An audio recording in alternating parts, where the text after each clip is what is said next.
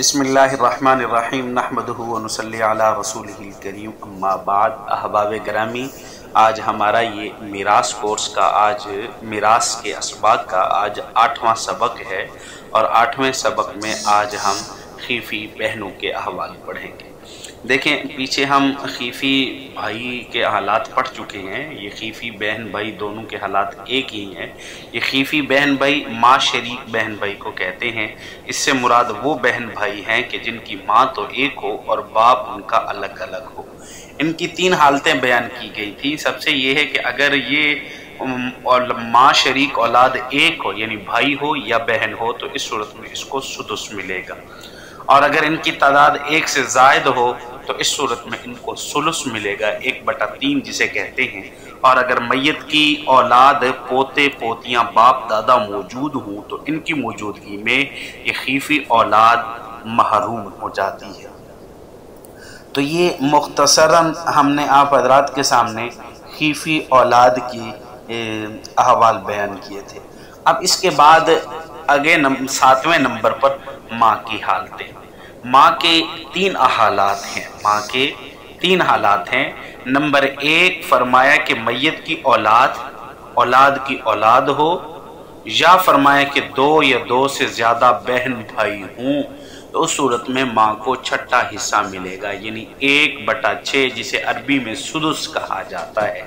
یعنی میت کی اولاد کی اولاد ہو، یا 2 یا 2 سے زیادہ بہن بھائی ہوں، تو اس صورت میں ماں کو چھٹا حصہ یعنی 1/6 سدس ملتا ہے۔ دوسری حالت یہ ہے کہ میت کی کوئی اولاد نہ ہو، اور میت کے بھائی بہنوں میں سے صرف ایک کو 2 یا 2 سے زائد نہ ہو، باپ کی موجودگی میں احد الزوجین میں سے کوئی نہ ہو، تو اس صورت میں ماں کو کل مال کے ترکے سے ثلث ملتا ہے۔ کل مال کا ثلث ملتا ہے، جتنا بھی ترکہ ہے اس کا جو تہائی بنے گا۔ مثلا اگر 1,00,000 روپیہ ترکہ ہے تو اس کا 33,333 بنے گا، تو یہ کل مال کا کل ترکے کا 1/3 حصہ ماں کو ملے گا۔ یہ اس کے اندر 3 احوال چیزیں بیان کی ہیں کہ میت کی کوئی اولاد نہ ہو، اور میت کی بہن بھائیوں میں سے صرف ایک ہو، باپ کی موجودگی میں زوجین میں سے کوئی ایک نہ ہو، اور تیسری حالت یہ ہے کہ احد الزوجین میں سے کوئی ایک ہے، اور احد الزوجین یعنی میاں بیوی میں سے کوئی ایک موجود ہو، تو کل ترکہ میں سے سب سے پہلے شوہر یا بیوی کو حصہ دیا جائے گا، پھر جو بچ جائے گا اس بچے میں سے پھر بقایا کا تیسرا حصہ جو ہوگا وہ میت کی ماں کو ملے گا۔ پہلی صورت میں تھا کہ ان زوجین میں سے کوئی ایک نہیں ہے تو کل مال کا وہاں ان کو ثلث دیا جا رہا تھا، یا جب احد الزوجین میں سے کوئی ایک ہے تو احد الزوجین کے ہوتے ہوئے ان کا حصہ نکالنے کے بعد، یعنی احد الزوجین کا حصہ نکالنے کے بعد بقایا ترکہ میں سے اس صورت میں ماں کو ثلث دیا جائے گا۔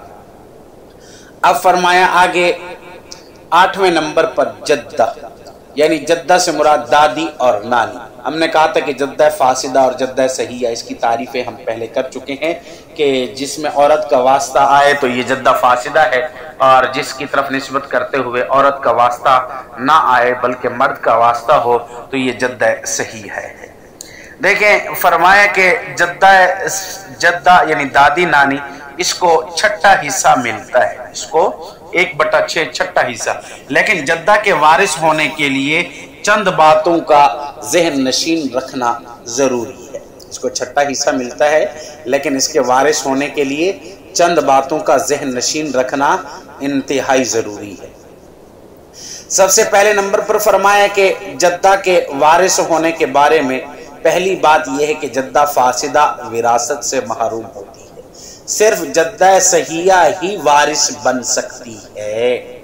دوسری بات، جدہ قریبیہ کے موجودگی میں جدہ بعیدیہ محروم ہو جاتی ہے، یعنی دادی موجود ہے تو اس کے ہوتے ہوئے باپ کی جو دادی ہے وہ محروم ہو جائے گی کیونکہ وہ دور کی بن جاتی ہے۔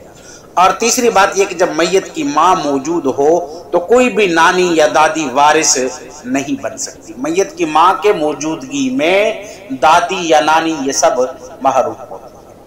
اور آگے چوتھے نمبر پر جب باپ موجود ہو تو باپ کی موجودگی سے دادی محروم ہو جاتی ہے لیکن نانی محروم نہیں ہو جاتی، کیونکہ ہم نے کہا تھا کہ یہ دادی جو وارث بن رہی ہے یہ باپ کی وجہ سے، باپ کے ہوتے ہوئے اب دادی، جیسے باپ کے ہوتے ہوئے دادا محروم ہے اسی طرح باپ کے ہوتے ہوئے دادی بھی کیا ہو جائے گی؟ محروم ہو جائے گی.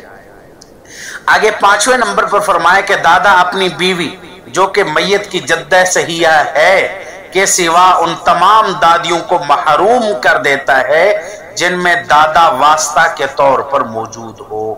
مثلا دادی کی ماں، اس کی دادی اور آگے اس کی دادی، اسی طرح اوپر چلے جائے. اور آگے 6 نمبر پر ذکر کیا کہ اگر جدات 2 یا زیادہ ہوں تو سدس ان کے درمیان برابر کے طور پر تقسیم ہوگا. یعنی جدات دادیاں ایک ہے یا 2 یا 3 دادیاں ہیں، مثلا اس کے والد کی جو مائیں تھیں وہ 1 2 زیادہ مائیں تھیں، تو دادیاں اگر 1 یا 2 ہیں یا اس سے زائد ہیں تو ان کو سدس دیا جائے گا، سدس ان سب میں برابر تقسیم کیا جائے گا. ایسا نہیں ہے کہ ہر جدہ کو میت کے میراث میں سے الگ الگ سدس دیا جائے، ایسا نہیں ہے. آگے 7ویں نمبر پر ذکر کیا ہے کہ اگر بعض جدات قرابت متعدد، بعض جدات کی قرابت متعدد ہوں، مثلا ایک جدہ متعدد قرابات سے جدہ بنتی ہو اور دوسری صرف ایک جہت سے جدہ ہے تو دونوں ایک ایک قرار دی جائیں گی. اب یہ الگ الگ قرار دی جائیں گی، یعنی پہلی والی جدہ کی متعدد جہات کا اعتبار نہیں ہوگا. ایک یعنی باپ کی طرف سے بھی بن رہی ہے، ماں کی طرف سے بھی بن رہی ہے، اور دوسری جو ہے صرف باپ کی طرف سے بن رہی ہے، تو یہ دونوں ایک ہی ہوں گی. اس کو کوئی قوت حاصل نہیں ہوگی کہ اس کو ملے گا اس کو نہیں ملے گا، بلکہ دونوں کو برابر کا حصہ ملے گا. تو اللہ رب العزت ہمیں عمل کرنے کی توفیق عطا فرمائے. یہ ذوی الفروض کو ہم نے مختصراً پڑھا ہے، اور اب ذوی الفروض کے بعد انشاءاللہ العزیز ہم آگے عصبات کو پڑھیں گے، لیکن عصبات کے پڑھنے سے پہلے اس ذوی الفروض کی مشق کرنا ہمارے لیے ضروری ہے.